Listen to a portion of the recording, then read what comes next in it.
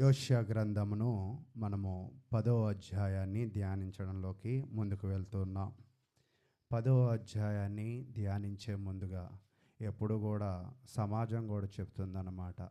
వివాహం చేసుకున్నప్పుడు అటు 7 తరాలు ఇటు 7 తరాలు చూసుకొని చేసుకోవాలని. అలాగే వాక్యం వినినప్పుడు కూడా ఫస్ట్ ప్రీవియస్లో అంటే గతంలో ఏం మాట్లాడుకున్నామో ఒక్కసారి గుర్తు చేసుకుంటే ప్రస్తుతం ఏం మాట్లాడుకుంటామో మనకి అది బాగా అర్థమయ్యే అవకాశం అనేది ఉంటుంది. కాబట్టి ప్రియులారా, మరి మీరు గమనించినప్పుడు పోయిన వారము ఒకవేళ మరి మీ పుస్తకాలు రాసుకున్న వాళ్ళు పేపర్ తిప్పకుండా మరి మీరు చెప్పగలిగితే 10వ అధ్యాయాన్ని మనము ప్రారంభించుకుందాం, ప్రయత్నం చేద్దాం. సంతోషము. ఒక వ్యక్తి దేనిలో సంతోషమును వెతకాలి అనే దానిని ధ్యానించాం. చాలామంది కూడా సంతోషమును రాంగ్ ప్లేస్లో ఎదుగుతున్నారు. సంతోషమును ఎప్పుడైతే రాంగ్ ప్లేస్లో ఎదుగుతామో సంతోషము అనేది తాత్కాలికంగా వస్తుంది. నిజమైన సంతోషం ఇచ్చేది ఎవరంటే దేవుడే అనే విషయాన్ని మనము నేర్చుకుని ఉన్నాం. అయితే ఇప్పుడు ఈరోజు యోష్యా గ్రంథము 10వ అధ్యాయంలోకి మనం ముందుకు వెళ్దాం. చూడండి, ఈ యోష్యా గ్రంథము 749వ పేజీ 10వ అధ్యాయాన్ని ధ్యానించుకుంటూ ముందుకు వెళ్తున్నప్పుడు ఇక్కడ ఇశ్రాయేలు ప్రజల పరిస్థితిని గురించి మరింతగా వివరిస్తూ ఉన్నాడు. అయితే ఇంకా నాకు తెలిసి ఒక 3 వారాల్లో ఒక 4 వారాల్లో మనకి ఆగస్టు నెల లోపల ఈ యోష్యా గ్రంథం అనేది అయిపోయింది. మరి పరీక్ష కూడా పెడదామని అనుకుంటున్నా. మరి మీరు అందరూ వింటున్నారు కాబట్టి ఒక మంచి బైబిల్ గిఫ్ట్ ఇద్దాము, పరీక్ష కూడా పెడదాము అని అనుకుంటున్నా. ఏమంటారు? చదువు వచ్చిన వాళ్ళు, యవనస్తులు, వినిన వాళ్ళు పెట్టమంటారా? నేను కూడా రాయమంటారా? పోనీ సరే. అయితే ఈ 10వ అధ్యాయాన్ని గమనిస్తున్నప్పుడు నిజముగా ఈ యోష్యా గ్రంథాన్ని చదువుతున్నప్పుడు ఒకసారి సిగ్గేస్తూ ఉందన్నమాట. మనం క్రైస్తవులుగా ఉంటున్నాం కానీ ఇశ్రాయేలు ప్రజలు ఎలా దేవుణ్ణి బాధ పెట్టారో మనము కూడా అదే రీతిలో ఆయన్ని ఏం చేస్తున్నామంటే బాధ పెడుతూ ఉన్నాం. అయితే మనము కూడా దేవునిని సరైన విధముగా వెతకడం లేదు.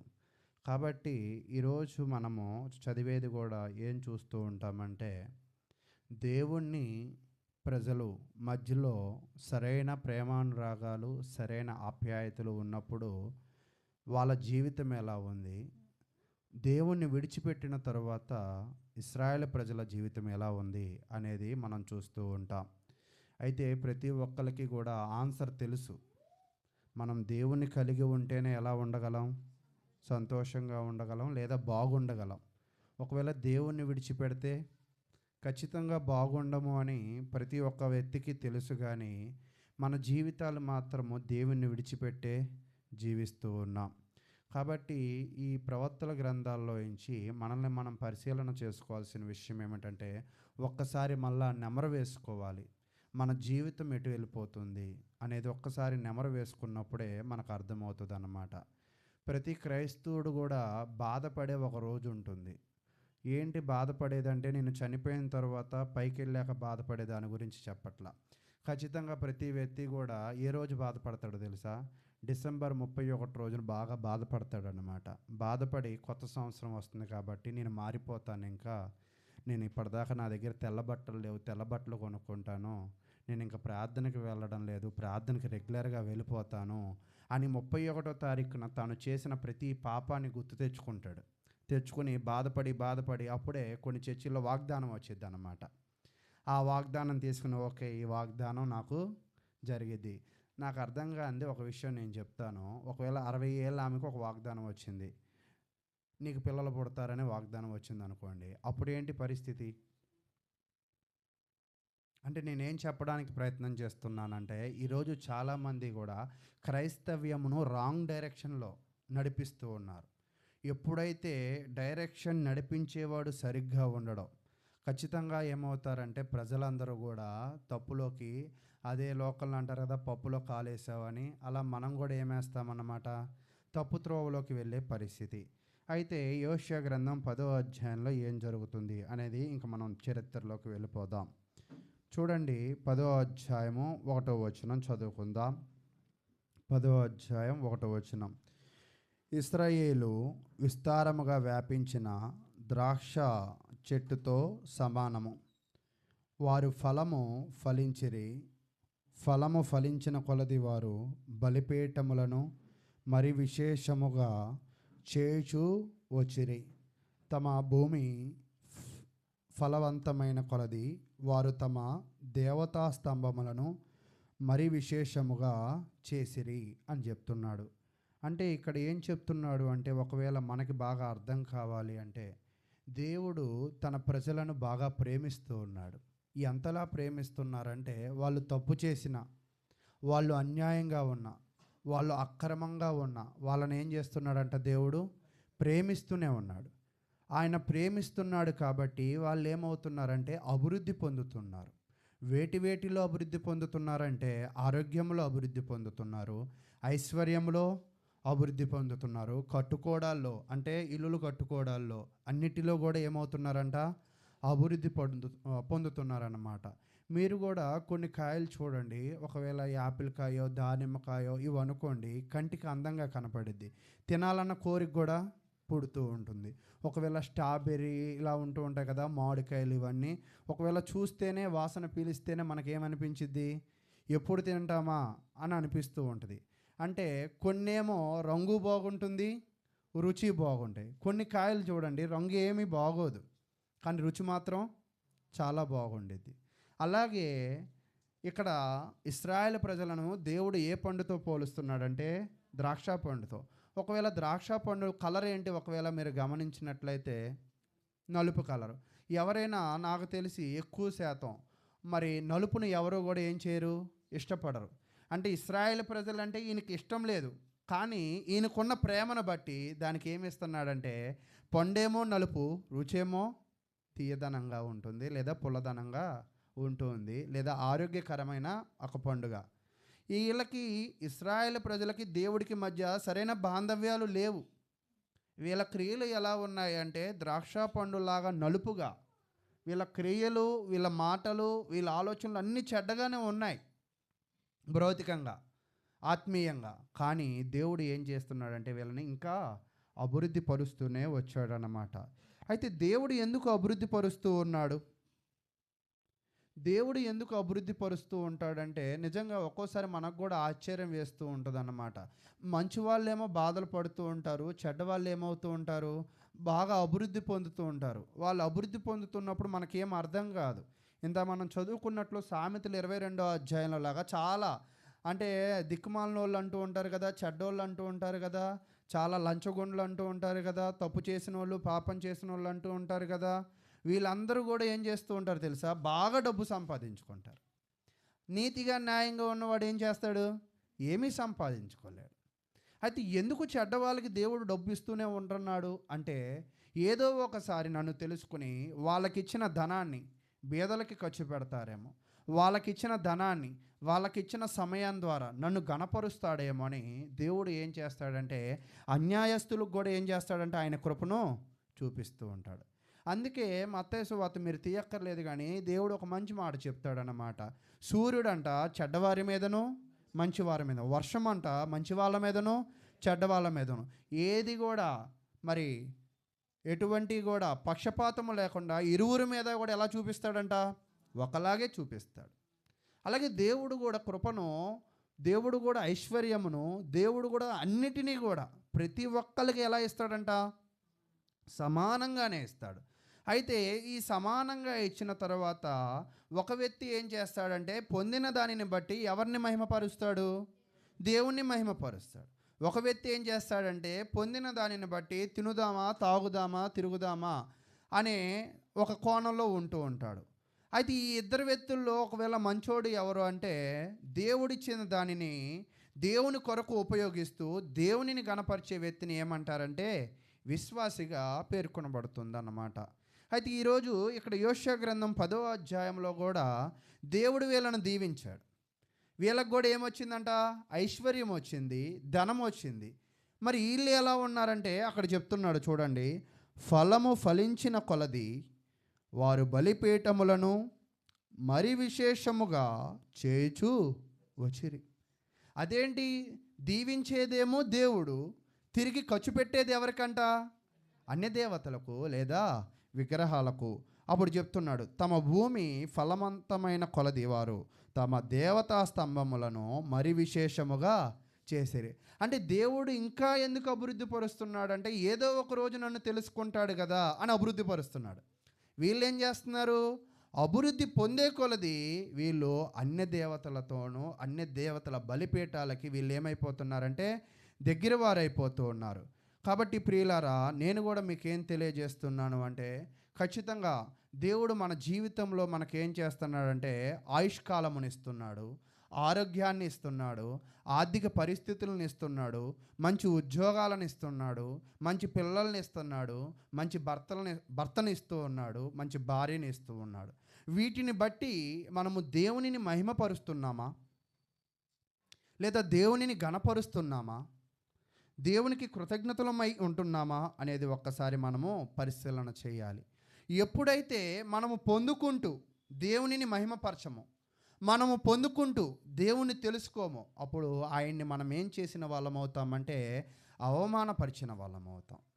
అవమానం అంటే మీకు తెలుసు కదా, అవమానం అంటే ఏంటి?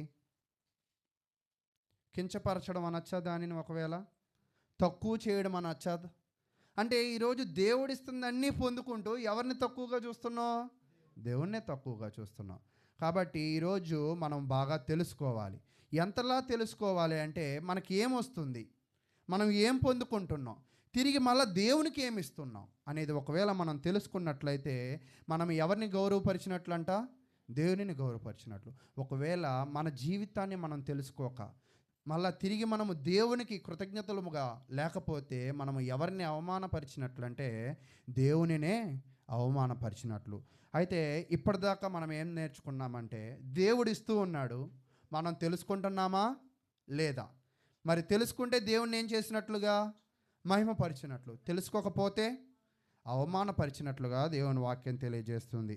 అయితే ఇప్పుడు నేను ఇంకొక విషయం ఏం చేయాలనుకుంటున్నానంటే, మనము దేవునిని గౌరవిస్తున్నామా లేదా ఘనతగా చూస్తున్నామా లేదా? ఇంతాకేమో అవమానాన్ని తెచ్చాం అని అనుకున్నాం, అసలు దేవుని గౌరవించడం ఎలా? చూడండి, మీరు గమనించినట్లయితే అక్కడ ఒక విషయాన్ని తెలియజేస్తూ ఉన్నాడు. 3వ వచనం, రాజు మనకు లేడు, మనకు యెహోవాకు భయపడము. రాజు మనకేమి చేయను అని వారిప్పుడు చెప్పుదురు. పొందేవన్నీ కూడా దేవుని నుంచే, తిరిగి మనం అప్పచెప్పేదంతా కూడా లోకానికి. నిజమైన వ్యక్తి ఏం చేస్తాడంటే, పౌలు గారు ఒక విషయాన్ని తెలియజేస్తాడనమాట.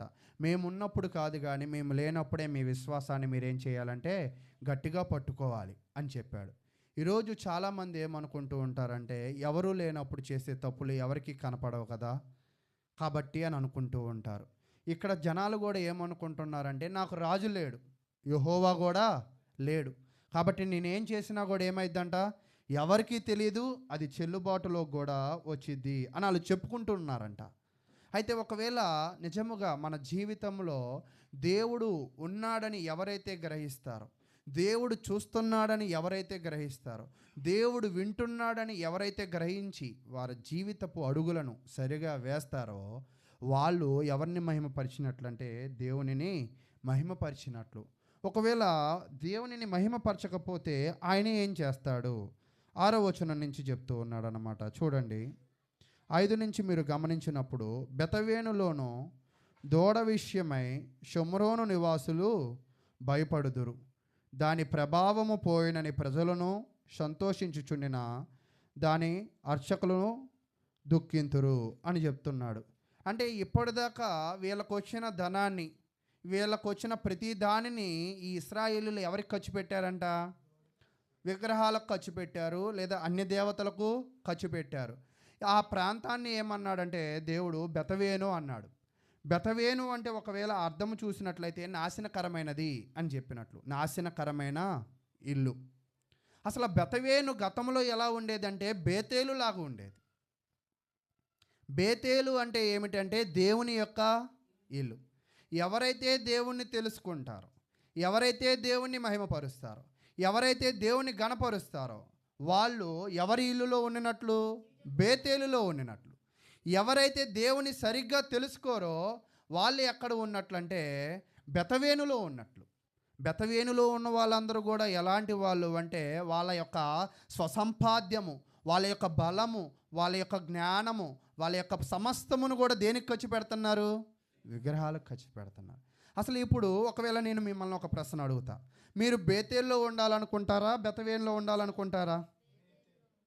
బేతేలు అంటే ఏంటి? ఇల్లు అర్థం దేవుని యొక్క ఇల్లు. బెతవేను అంటే నాశనము లేదా చెడుతనము అనే దానికి అర్థం అన్నమాట.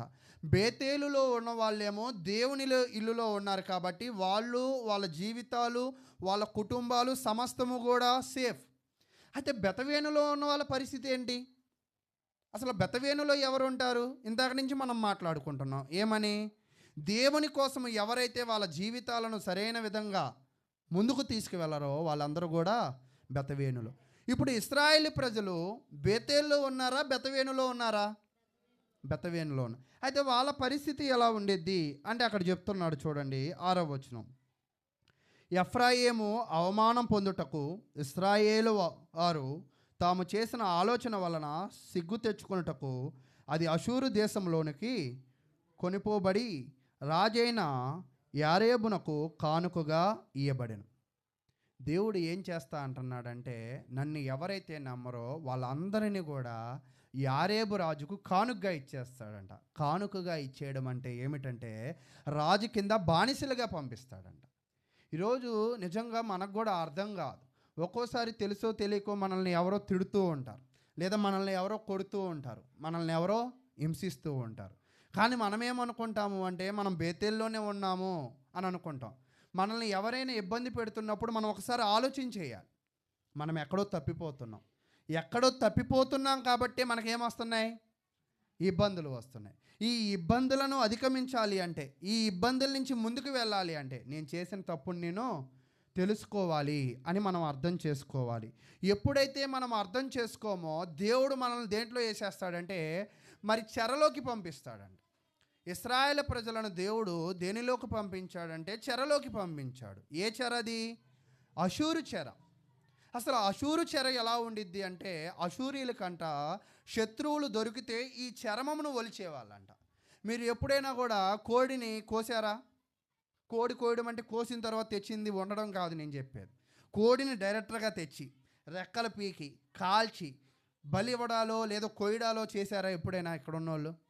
ఒకవేళ చూసినప్పుడు ఒక కోడిని మనం తెచ్చినప్పుడు ఆ రెక్కలు లాగుతున్నప్పుడు ఆ కోడి సరే లాక్కో నాకేం అవదలే అని అంటదా? ఏమంటది? గిలగిల్ల కొట్టుకుంటూ ఉంటుంది. అంతేనా? ఎవరు తలో పట్ల మా కోడి గురించి తెలియదు అంటారే అండి కొంప తీసి. తెలుసా మీ అందరికీ? అంటే రెక్కలు పీకితే ఏ కోడి అయినా ఏమైద్ది? గిలగిలా కొట్టుకునిద్ది. తర్వాత కాల్చితే అందుకే వీళ్ళు ఏం చేస్తారంటే చంపాక కాలుస్తారు. కాల్చిన ఎలాగో చచ్చిపోయింది కాబట్టి చంపిన తర్వాత ఏం చేస్తారు? కాలుస్తారు. అంతేనా? అయితే ఇక్కడ జనాల పరిస్థితి కూడా ఎలా ఉండిద్ది అంటే బెతవేనులో ఉంటే వాళ్ళ రెక్కలు పీకుతాడు దేవుడు. రెక్కల పీకి చెరలోకి పంపిస్తాడంట. ఆ చెరలో ఆ జనాలు ఏమవుతారంట? అలమటిస్తారు, అల్లల్లాడతారు, విలవిల్లాడతారు అనే కొన్ని పదాలు ఉంటాయి కదా, అవన్నీ కూడా ఎక్కడ ఉంటాయి? ఆ బెతవేనులో ఉంటాయి. ఈరోజు మన జీవితము విలవిల్లాడుతుందా, సుఖంగా ఉందా? ఒకవేళ సుఖంగా ఉండినట్లయితే నువ్వు చాలా సేఫ్. ఎందుకని? నువ్వు బేతేలులో ఉన్నావని నిర్ధారించుకోవచ్చు. ఒకవేళ నువ్వు బెతవేనులో ఉంటే నీ పరిస్థితులు కూడా విలవిల్లాడడం, అల్లల్లాడడం, నువ్వు దేవుని సంఘానికి దూరం అయిపోవడం అనేది జరుగుతూ ఉండిద్ది. దేవుని సంఘానికి దూరం అయిపోయి అక్కడ వాళ్ళు అషూరు చెరలోకి ఎలా వెళ్ళిపోయారో నువ్వు కూడా ఈ లోకం అనే చెరలోకి, ఈ లోకములో అనేకమైన చెరల్లోకి నువ్వేమైపోతావంటే వెళ్ళిపోతావు. చెర అంటే ఏమిటంటే బానిసత్వం. ఈరోజు నిజంగా సెల్ ఫోన్కి బానిసైన వాళ్ళు ఉంటారు, టీవీలకి బానిసైన వాళ్ళు ఉంటారు, వ్యర్థమైన దేవుని వద్దన్న దానికి బానిసైన వాళ్ళు కూడా ఉంటారు. కాబట్టి మనము దేనిలో అయినా బానిసలుగా ఉంటున్నామంటే మనము దేనిలో ఉన్నట్టు? బెతవేనులో ఉన్నట్టు. ఒకవేళ దేవునికి దగ్గరగా ఉంటే దేనిలో ఉన్నట్టు? బేతేల్లో ఉన్నట్టు. కాబట్టి ప్రియులారా, నేను ఒక్కసారి మీకు తెలియజేసే విషయం ఏంటంటే, మన జీవితాలు దేవుని ఇల్లుగా ఉండబడిన బేతేలులో ఉంటేనే మనకి ఎలా ఉంటుందంటే సేఫ్గా ఉంటాం. ఒకవేళ పొరపాటున మన ప్రవర్తన ద్వారా, మన మాటల ద్వారా, మన నడవడిక ద్వారా, మనము వేయపరిచే దాని ద్వారా మనము తెలుసో తెలియకో బెతవేనులోకి వెళ్ళిపోతే, మనము కోడి ఎలా అల్లాడుతుందో రెక్కలు పీకినప్పుడు, కాల్చినప్పుడు, చంపినప్పుడు, మన జీవితాలు కూడా ఈ భూమి మీద ఏమవుతాయంటే అల్లాడుతూ ఉంటాయి. కాబట్టి ప్రియులారా, ఒక్కసారి మీ జీవితాలు ఎక్కడ ఉన్నాయో ఒకసారి మీరు పరిశీలన చేసుకోండి. ఒకవేళ మీరు పరిశీలన చేసుకుంటున్నప్పుడు మీకు కొన్ని విషయాలు అర్థమవుతాయి. ఏంటి ఆ విషయాలు అంటే, మీరు ఎక్కడ ఉన్నారు అనేది అర్థమవుతుంది అన్నమాట. అయితే ఇప్పటిదాకా 2 విషయాలు గమనించాం. ఒకటేంటి? మనిషికి వచ్చే ప్రతిదీ దేవునికి ఖర్చు పెడుతున్నాడా, దేవుని కొరకు జీవిస్తున్నాడా అనేది చూసాం. Point number 1. పాయింట్ నెంబర్ 2, అలా ఖర్చు పెట్టే ప్రతి ఒక్క వ్యక్తి ఎవరిని గణపరిచినట్లుగా? దేవునిని గణపరిచినట్లుగా. మరి దేవుని కొరకు జీవించని వాళ్ళు ఎవరిని గణపరిచినట్లుగా అంటే, తన్ను తాను గణపరుచుకుని దేవునిని ఏం చేసినట్లుగా? అవమానపరిచినట్లుగా. ఇప్పుడు ఒక ప్రశ్న వేసి ముందుకు వెళ్తాను. ఏంటి ఆ ప్రశ్న అంటే, మన జీవితాల్లో దేవునిని మహిమపరిచే విధంగాను, దేవునిని గణపరిచే విధంగాను మన జీవితాలు ఉంటున్నాయా? దేవుని మహిమపరిచే వారిగాను, దేవునిని గణపరిచే వారిగా మన జీవితాలు ఉంటున్నాయా? ఒకవేళ దేవుని గణపరిచే విధంగా మన జీవితాలు లేకపోతే మనం ఏమవుతాం? కోడి ఏమైందంట? ఈరోజు నిజంగా మనం కూడా ఏమవుతాం? విలవిల్లాడుతూ ఉంటాం. అలాంటి పరిస్థితులు ఖచ్చితంగా వస్తాయి. కాబట్టి ముందుగానే గుర్తెరగాలి. అయితే వీళ్ళు దేవునితో ఉన్నప్పుడు ఎలా ఉన్నారు? ఇప్పటిదాకా ఏం చెప్పుకున్నామంటే, దేవునితో లేనప్పుడు ఏమయ్యారంటే అల్లల్లాడారు అని అనుకున్నాం. ఒకవేళ దేవునితో ఉంటే ఎలా ఉంటారు అనేది ఒకసారి చూద్దాం. చూడండి, మీరు గమనించినప్పుడు 11వ వచనం, యోషియా గ్రంథము 10వ అధ్యాయము 11వ వచనము, 11వ వచనాన్ని మీరు పరిశీలన చేద్దాం. 11వ వచనం, ఎఫ్రాయిము నూర్పునందు అభ్యాసము గలదై కంకులను త్రొక్కగోరు పెయ్యవలే ఉన్నది. అయితే దాని నున్నని మెడకు నేను కాడి కట్టుదును. ఒకవేళ ప్రతి ఒక్క వ్యక్తి కృతజ్ఞతాభావము కలిగి వాక్యానుసారంగా జీవిస్తే అతని జీవితం ఎలా ఉండిద్దంటే ఒక పెయ్యవలే ఉండిద్దంట. పెయ్య అంటే ఏంటి? దూడపిల్ల. అంతేనా? ఇక్కడ దూడపిల్లతో పోల్చాడు ఎవరిని? దేవునికి అనుకూలంగా జీవించిన వ్యక్తులను. ఇక్కడ దూడపిల్లతో పోల్చడమే కాదు కానీ అక్కడ ఏం చెప్తున్నాడు అంటే నూర్పునందంట. అంటే ఒకవేళ నూర్పునందు అంటే మీకు ఒక చిన్న ఎగ్జాంపుల్ చెప్తా. మధ్యలో ఒక రాడ్డు పెడతాం. ఆ రాడ్డు పెట్టిన తర్వాత ఒక పెయ్యకు తాడు కడతాం. పెయ్యకు తాడు పెట్టిన తర్వాత కింద కొన్ని జంతువులు తొక్కితే పొట్టు ఊడిపోయి ఉండే పదార్థాలు ఉంటాయి కదా, ధాన్యమో పొట్టో కొన్ని రకరకాల ఐటమ్స్ ఉంటాయి కదా. అర్థమవుతుందా నేను చెప్పింది? ఒక కర్ర కట్టి, ఒక దొంగ కట్టి, ఆ దొంగకి ఒక పెయ్యను పట్టుకుని, ఆ పెయ్యకి దొంగకి ఏం చేస్తారు? ఒక తాడు కడతారు. కిందంతా ఏం పూస్తారు? మన భాషలో ఒక ధాన్యం పోసారు అనుకుందాం. ఈ పెయ్య అలా రౌండ్గా తిరుగుతూ ఉంటుంది. అర్థమైందా మీ అందరికీ? అలా రౌండ్గా తిరగడం వల్ల ఏంటి లాభం? పొట్టు ఊడిపోయింది. సరే, యజమానికి పొట్టు ఊడిపోయింది కాబట్టి ధాన్యం మిగిలిద్ది, యజమానికి లాభం. పెయ్యకి కూడా లాభమే అంట. ఎందుకు లాభం పెయ్యకి? అవి తింటూ ఉంటాయి. పల్లెటూరు నుంచి వచ్చిన వాళ్ళు చెప్పాలి మరి మీరే, మేమెవరం లేమండి అంటారా? అంటే పెయ్యికి ఎందుకు ఆనందము అంటే, ఆ కర్ర ఉంది కదా, ఆ కర్ర చుట్టూ పెయ్యి తిరుగుతుంది కదా, పెయ్యి తిరుగుతున్నప్పుడు పెయ్యి తొక్కే దానిలోంచి పొట్టు వస్తుంది. అది కావాలంటే పొట్టు తినచ్చు, కావాలంటే ధాన్యం కూడా తినచ్చు. కాబట్టి ఇప్పుడు ఆ పెయ్య నీరసంగా తొక్కిద్దా, సంతోషంగా తొక్కిద్దా? అబ్బా, సంతోషం అంటే చూసారా, మీ మొఖాల్లో సంతోషం తెప్పించాడు దేవుడు. కుర్చీలు ఖాళీగా ఉంటే దయచేసి ప్రేమించి కింద ఉన్నోళ్ళు పైన కూర్చోండి. అయితే కాబట్టి పెయ్య అలా తిరుగుతూ ఉన్నంత కాలము తన జీవితం ఎలా ఉండిద్దంట? చాలా సంతోషంగా ఉండిద్దా. అలాగే ఒక వ్యక్తి దేవునిలో ఉన్నంత కాలం అతని జీవితం ఎలా ఉండిద్దో తెలుసా? సంతోషంగా ఉండిద్ది. కాబట్టి ప్రియులారా, నేను కూడా మీకేం తెలియజేస్తున్నాను అంటే, ఈరోజు ఆ పెయ్య నువ్వే. ఆ పెయ్య నువ్వుగా ఉన్నప్పుడు నువ్వు ఎక్కడ తిరగాలి? నీ ఉద్యోగాల చుట్టూ తిరిగితే సంతోషమా? నీ కుటుంబాల చుట్టూ తిరిగితే సంతోషమా? లేదా నీ చుట్టాలు ఇలా చుట్టూ తిరిగితే సంతోషమా? లేదా దేవుని కార్యక్రమాలు, దేవుని సంఘము చుట్టూ తిరిగితే సంతోషమా? గట్టి చెప్పండి. తెలిసిన విషయం కూడా ఎందుకు స్లోగా చెప్పడం?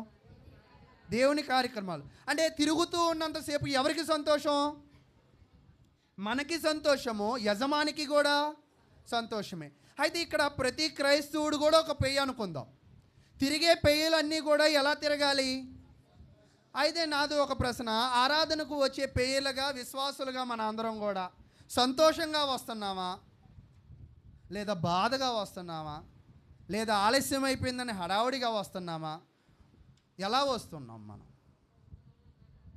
అందుకే మనకు అర్థం కాదు. ఈ మట్టి బుర్రలకు ఒక్కోసారి అర్థం కాదని దేవుడు క్షుణ్ణంగా చెప్పేశాడు. ఏమని? సమస్త దేశములారా యెహోవాకు ఉత్సాహధ్వని చేయడి, సంతోషముతో ఏం చేయాలి? ఆయన సన్నిధికి రండి. వస్తు ఎలా రావాలి? కృతజ్ఞతార్పణలు చెల్లించుచు ఆయన గుమ్మములో. అసలు ఈరోజు చెప్పుకున్న వాక్యానికి ఆ యొక్క కీర్తనకి లింక్ ఉందా లేదా? ఒక వ్యక్తి కృతజ్ఞత కలిగి ఉండాలి. ఒక వ్యక్తి ఆయన ఆవరణంలో ఎలా ఉండాలంటే సంతోషంగా ఉండాలి. ఒక వ్యక్తి తన జీవితాన్ని వాక్యానుసారంగా దేవుని తెలుసుకున్నట్లయితే అతని జీవితం ఎలా ఉండిద్దంట? సంతోషంగా ఉండిద్ది. ఈరోజు నిజముగా మన జీవితాలు సంతోషంగా లేవు అంటే మనం దేవుని సరిగ్గా తెలుసుకోలేకపోతున్నాం. ఒక పెయ్య తినే ధాన్యములో, తినే పొట్టులో సంతోషపడుతున్నట్లు మనం సంతోషపడలేకపోతున్నాం. చూడండి, పెయ్య తొక్కేటప్పుడు తన దృష్టి అంతా కూడా దేని మీద ఉండిద్ది? ఆ కర్ర చుట్టూయే తిరిగిద్ది. అంతేనా? ఆ కర్ర చుట్టూ కాకుండా కొంచెం దూరంగా వెళ్ళదు. ఎందుకని? నా ప్రశ్న బాగా వినండి మీరు. నా ప్రశ్న ఏంటంటే, ఒకవేళ ఇది రౌండ్ అనుకుందాం, ఓకేనా? పెయ్య ఈ రౌండ్లోనే తిరుగుతుంది, కొంచెం పక్కకి రావట్లా. ఎందుకంటారు? కట్టేసి ఉంటుందా? దేనికి? కర్రకి. అంతేనా? అంటే కర్రకి కట్టినప్పుడే ఆ పెయ్యకి ఏమైంది? ధాన్యం దొరికిద్ది. కర్రకి ఒకవేళ పెయ్యను కట్టకపోతే ఆ పెయ్య ఏమైంది? అలాగే నేను కూడా ఏం చెప్తున్నానంటే, మీ జీవితాలు స్థానిక సంఘముతో కట్టబడ్డాయా? ఒకవేళ మీ జీవితాలు స్థానిక సంఘములో కట్టబడితే స్థానిక సంఘాల చుట్టే ఏమవుతుంది మీ జీవితం? అంటే పద్దగా నేనేం చెప్పక్కర్లా. శుక్రవారం బైబిల్ క్లాసులు గుర్తు చేయక్కర్లా, ఉపవాస కూడికలు గుర్తు చేయక్కర్లా, స్త్రీల కూడికలు గుర్తు చేయక్కర్లా, కృతజ్ఞతా కూడికలు గుర్తు చేయక్కర్లా. ఎప్పుడు? వాక్యం అనే తాడుతో, సంఘం అనే కర్రతో నువ్వు కట్టబడినప్పుడు. నా పోలిక మీకు అర్థమవుతుందా? అయితే ఒకవేళ తాడుతో కట్టబడలేదనుకో, నువ్వేమైపోతావు? వెళ్ళిపోతావు. కాబట్టి ఈరోజు నేను కూడా మీ అందరికీ ఏం చెప్తున్నానంటే, సంఘానికి బయటికి ఎప్పుడు వెళ్ళిపోతామంటే వాక్యముతో మనము కట్టబడనప్పుడు. కాబట్టి ప్రియులారా, ఈరోజు మీ జీవితాలు వాక్యముతో కట్టబడ్డాయా? అయితే ఈరోజు వాక్యముతో కట్టబడితే మనం ఎక్కడ తిరుగుతామంటే సంఘం చుట్టూ. మనం ఈరోజు దేనితో కట్టబడ్డాయంటే, మా అబ్బాయి ఫీజు కట్టాలి, మా అమ్మాయికి ఒంట్లో బాల, మా ఆయనకి పనులు లేవు, నాకు పిల్లలు లేరు, నాకు చెప్పులు తెగిపోయి, మా ఇల్లు కారుతుంది. ఈ ఆర్థిక పరిస్థితులతో మనం ఏమైపోయాయి? కట్టబడ్డాయి. కానీ దేవుని వాక్యముతో కట్టబడితే నీకు కావాల్సిన సమస్తమును ఆయన ఏం చేస్తాడు? నీ కాళ్ళ కిందే, పెయ్య కాళ్ళ కింద ఏముంచాడు దేవుడు? ఆహారాన్ని. అలాగే సంఘము చుట్టూ వాక్యము ద్వారా నువ్వు కట్టబడితే నీకు కావాల్సిన సమస్తమును, ఒక వాక్యం ఉండిద్ది. విశ్వాసులు పడుకున్నప్పుడే, భక్తులు పడుకున్నప్పుడే ఆయన ఏం చేస్తాడంట? తన ప్రియులు నిద్రించుచుండగా సమస్త ఈవులను ఆయన అనుగ్రహిస్తాడు. ఎప్పుడు? మనం నిద్రపోతూ ఉంటే. కానీ మనం ఏం చేస్తాము? ఎందాక నిద్రలేసి ఉద్యోగానికి వెళ్ళి సంపాదిద్దామో అనుకుంటాం. కానీ దేవుడు మనకి ఏమి కావాలో మనం నిద్రపోతుండగానే ఆయన మనకి సమకూరుస్తాడు. అంటే ఈరోజు సంఘముతో కట్టబడితే నువ్వు ప్రశాంతంగా పడుకో, నీకు రేపు ఏం కావాలో ఆయన నీ కాళ్ళ దగ్గర పెడతాడు. నువ్వు సంఘముతో కట్టబడకపోతే నువ్వు పరిగెత్తడమే. నువ్వు ఎందాక పరిగెత్తాలంటే ఆకాను పరిగెత్తాడు. ఏం సంపాదించుకున్నాడు? తెచ్చుకున్న బంగారు కమ్మేన పట్టుకున్నాడా? వేసుకున్నాడా షేనారు వస్త్రమైనా ఏమయ్యాడు? నాశనం అయిపోయాడు. తర్వాత ఎవరు? ఎలీషా శిష్యుడు గేహాజీ. పాపం ఎంతో కష్టపడి పరిగెత్తినందుకు ఏమైనా ఒక జత బట్టైనా పట్టుకుని పోయాడా? అంటే బట్టలు పట్టుకుందామని పోతే దేన్ని పట్టుకొచ్చుకున్నాడు? కుష్టిని పట్టుకుని వచ్చాడు. అంటే నువ్వు దేనికి అటాచ్ చేయబడ్డావు అనేది ఒక్కసారి నువ్వేం చేయాలి? పరిశీలన చేయాలి. కాబట్టి ప్రియులారా, మీ జీవితాలు దేనికి అనుసంధానమయ్యాయి? నీ అనుసంధానాన్ని బట్టి. అందుకే దేవుడు ఒక విషయం చెప్తాడు, మీరు తీయక్కల. పులిసిన ముద్ద కొంచెమైనా చాలు, దానితో నువ్వు కలవద్దు.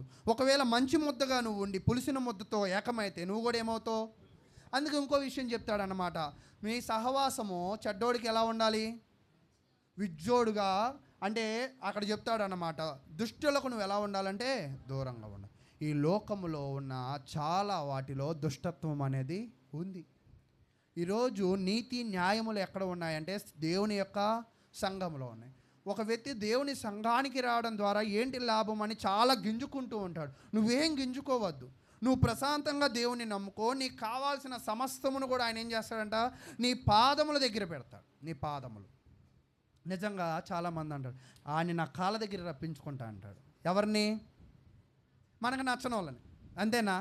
ఈరోజు దేవుడు ఏం చెప్తున్నాడంటే, నీ కాళ్ళ దగ్గరికి నీకు నచ్చేవి తీసుకొస్తాడంట. నువ్వు చిటికేయక్కర్లేదు, తొడగొట్టక్కర్లేదు, కన్నెర్రా చేయక్కర్లా. నువ్వు చేయాల్సిన పని ఒకటే, దేవుని వాక్యముతో సంఘమునకు నువ్వేం చేయాలంట?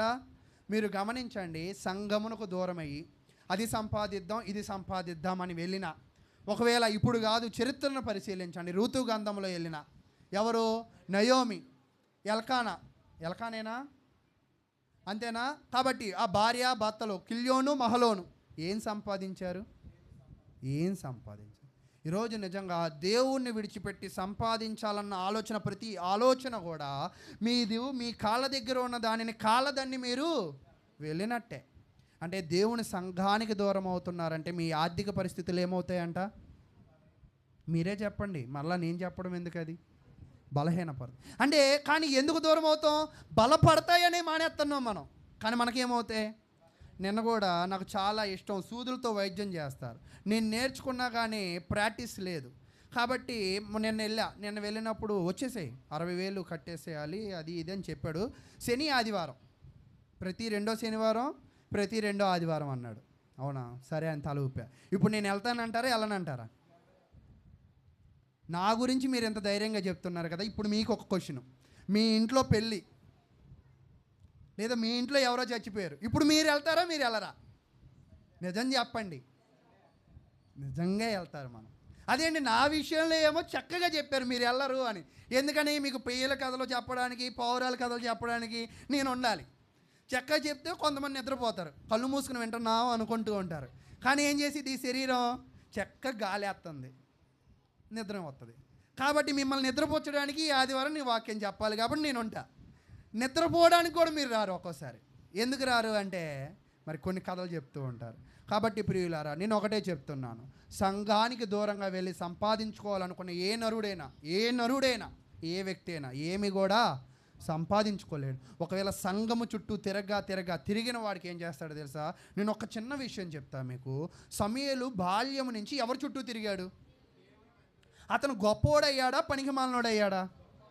నిజంగా ఈరోజు మీ కుటుంబాల్లో, ఇక్కడ 30 కుటుంబాలు ఉన్నాయి కదా, 30 కుటుంబాల్లో దేవునిని అట్టు పెట్టుకుని, సంఘాన్ని అట్టు పెట్టుకుని ప్రతి కార్యక్రమంలో నా కుటుంబ సభ్యులు అందరూ ఉంటారు అని ఒక్క కుటుంబమేనుందా?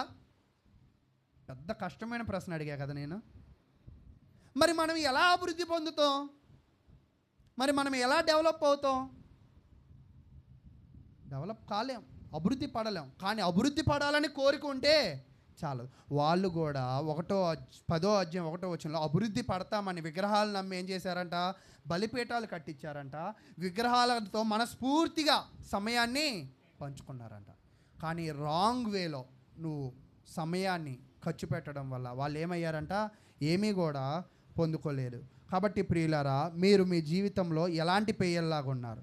ఒకవేళ దేవుని నమ్ముకుని సంఘానికి కట్టబడిన ఒకవేళ పెయ్యలాగా ఉంటే నువ్వు ఖచ్చితంగా దేవుడు నిన్ను ఏం చేస్తాడంటే ఆశీర్వదించేవాడిగా ఉంటాడని దేవుని వాక్యం ద్వారా మీకు తెలియజేస్తూ ఉన్నా.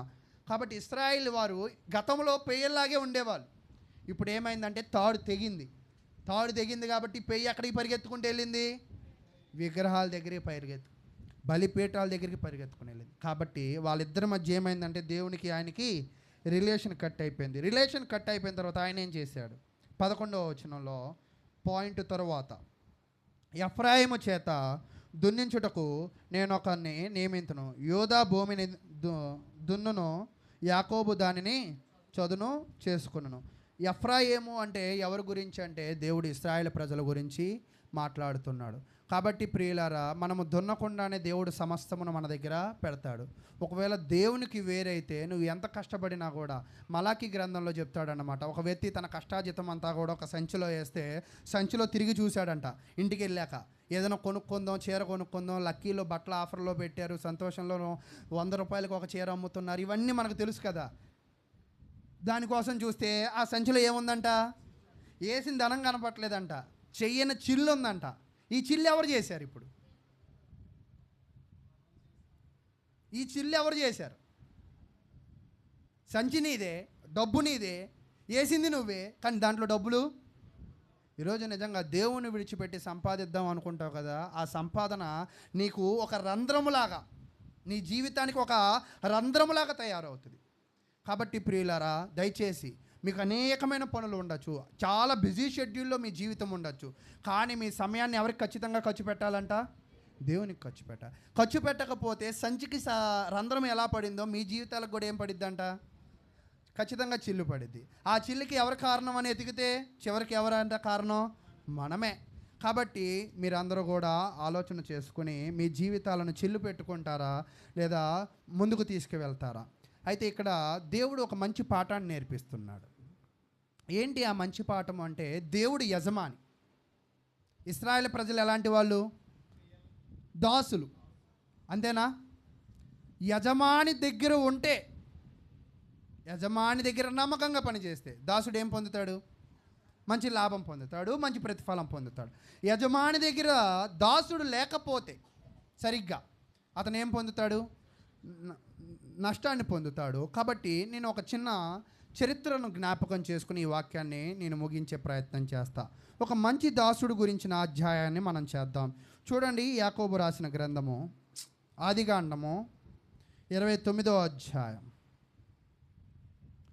ఆదికాండము 29వ అధ్యాయం. మరి మీకు ఇందాకే చెప్పా ఎవరి గురించి అని? యాకోబు అనేవాడుని ఒక్కసారి అతని యొక్క జీవితాన్ని మనము పరిశీలన చేద్దాం. అసలు యాకోబు ఎవరు అంటే, ఇతను ఇస్సాకు యొక్క కుమారుడు. ఇస్సాకుకు ఎంతమంది పిల్లలు అంటే ఇద్దరు కమల పిల్లలు. అయితే వాళ్ళ జీవితంలో మీరు గమనించినప్పుడు వేరైపోయిన తర్వాత యాకోబు ఇంటి దగ్గర నుంచి పారిపోవడం ప్రారంభించాడు.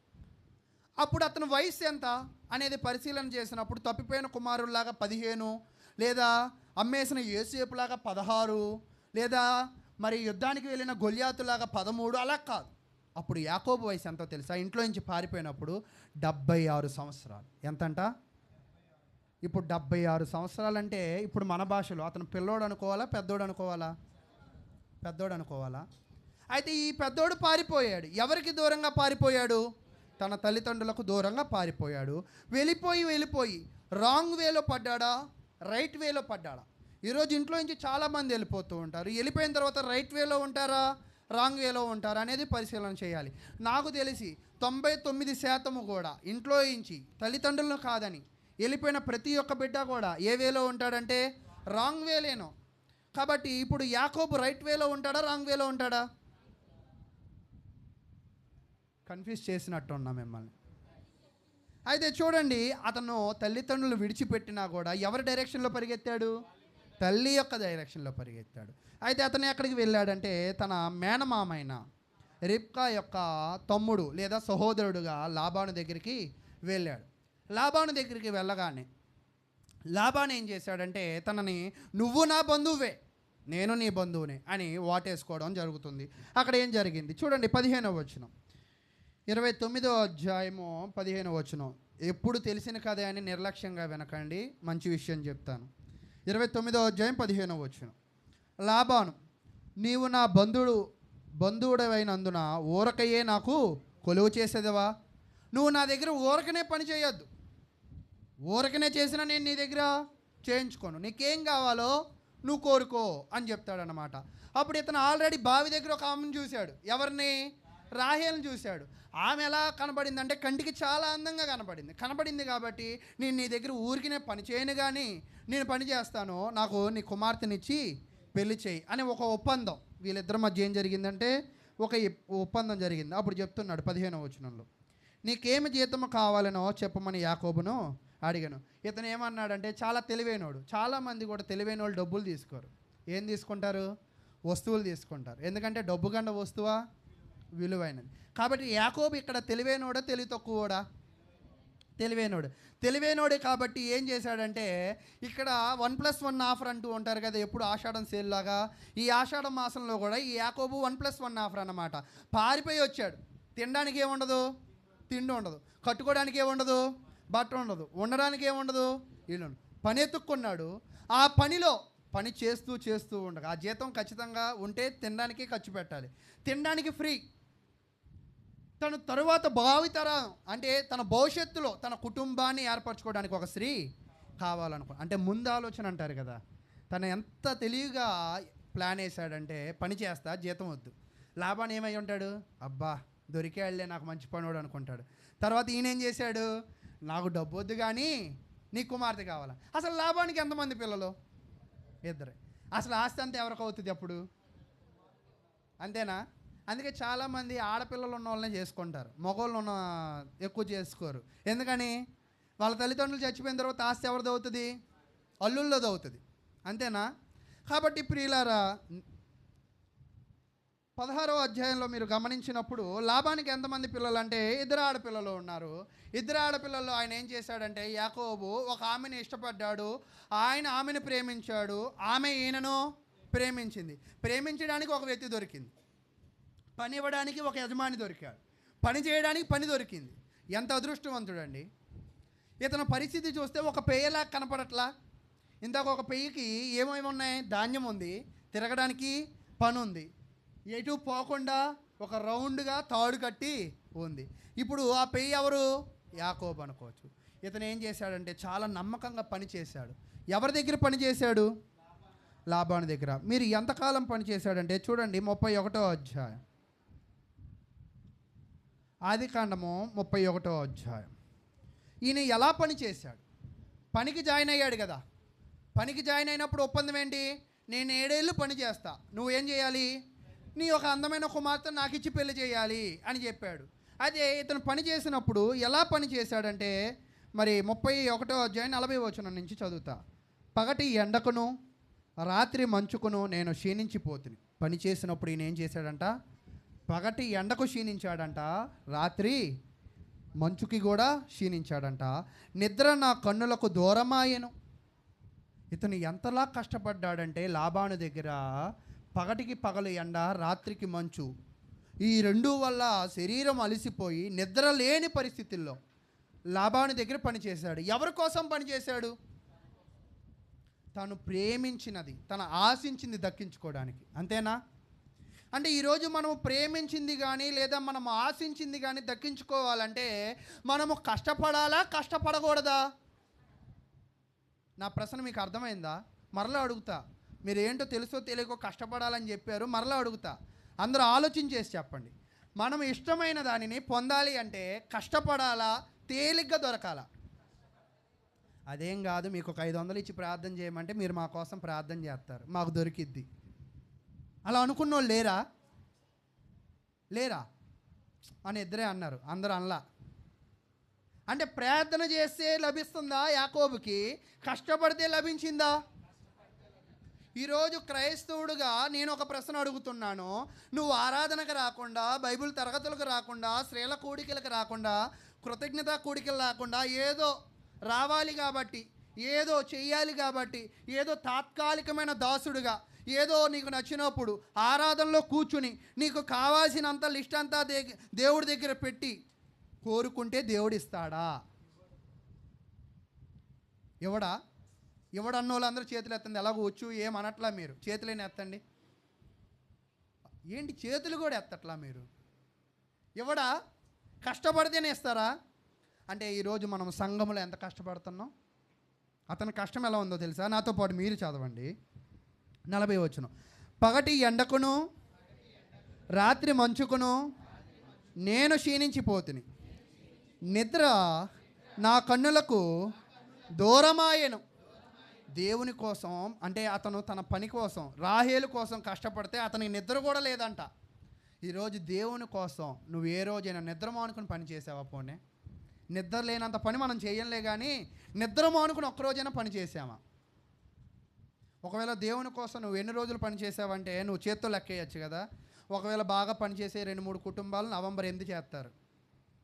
ఎందుకంటే నారాయణ గారు బలవంతంగా కూర్చోపెడతారు మిమ్మల్ని, ఆ రోజు చేస్తారు. ఇంకంతే. సంవత్సరంలో ఒకవేళ 2-3 కుటుంబాలు ఎప్పుడు పని చేస్తాయి? ఆ నవంబర్ 8న బాగా కష్టపడతాం. నేను కూడా మొన్న కష్టపడితే పిక్కల నొప్పులు వచ్చాయి నాకు కూడా. అంటే మన కష్టం ఎన్ని రోజులు ఉందంట? 1-2 రోజులు. ఈ 1-2 రోజులతో నువ్వేం సంపాదిస్తావు? ఏం పొందుతావు? అంటే ఎక్కువ కష్టపడితేనే ఎక్కువ. కొంతమంది అంటారు, నారాయణ గారు నాకేం పిలవలేదండి, పిలిస్తే వచ్చేవాడిని. అదేంటి? దేవుని పని అంటే ఇప్పుడు యాకోబుకి రోజు గొర్రెలు లేపు అని పగల లాభాన్ని లేపుతాడా? రాత్రి దొడ్డికి తీసుకురా అంటే శాలక తీసుకురా అని లాభాన్ని గుర్తు చేస్తాడా? ఒక దాసుడు పనికి జాయిన్ అయిన తర్వాత గొర్రెలను బయటికి తీసుకెళ్ళడం, గొర్రెలను లోపలికి తీసుకురావడం ఎవరి పని? ఒక దాసుడు పని. పద్దాక ఎవడు గుర్తు చేయక్కర్లేదు? యజమాని గుర్తు చేయక్కర్లేదు. కాబట్టి ఈరోజు ఒకే విషయాన్ని సేవకుడు పదే పదే చెప్తున్నాడంటే మీరు సరైన దాసులు కాదు. అంటే మీ యొక్క యజమానిగా లేదా మీ యొక్క సేవకుడు మీకు ఒక సంగతిని సంఘంలో ఇలా చేద్దాం అని అనుకుని మీరు చేయనప్పుడు అతను మరలా ఏం చేస్తాడు? మైక్లో చెప్తాడు. మీరు చేయట్లా, మరలా ఏం చేస్తాడు? చెప్తాడు. మీరు వినకపోయినా ఆయన ఏం చేస్తాడు? నిరంతరం చెప్తూనే ఉంటాడు. ఆయన నిరంతరం చెప్పగా చెప్పగా చెప్పగా మీకేమొచ్చింది? ఒకరోజు ఇసుకొచ్చింది. బయటికి వెళ్ళాక ఏమంటారు? ఒక గుంపు వచ్చిద్ది. ఎన్నిసార్లు చెప్తాడు ఆయన? మనకు తెలియదా? మనం ఎందుకు కూర్చుంటున్నాం మనకు తెలియదా? మనం ఎందుకు ఆలస్యంగా వస్తున్నాం మనకు తెలియదా? అక్కడ మీటింగ్ ప్రారంభమైంది. అంటే అలా వేసుకునే సంఘస్థులు చాలామంది ఉంటూ ఉంటారు. అంటే నేనేం చెప్తున్నాను అంటే ప్రతి ఒక్క దాసుడు తన యొక్క యజమానికి ఏమవ్వాలంట? లోబడాలి. ఇప్పుడు యాకోబు తన యజమాని అయిన లాబానుకు లోబడ్డాడా? లోబడలేదా? లోబడ్డాడు. అయితే నేను ఒక ప్రశ్న అడుగుతాను. నన్ను ఒక సేవకులు అడిగారు, అనిలు నువ్వు సేవ చేస్తున్నావు కదా, నిన్ను వాళ్ళు ఎప్పటికి సేవకుడిగా గుర్తించారా అన్నారు. నాకెలా తెలుస్తుందండి అన్న. అంటే ఏమి లేదు, నువ్వు చెప్పిన మాట వింటూ ఉంటే నేను సేవకుడిగా గుర్తించినట్టు.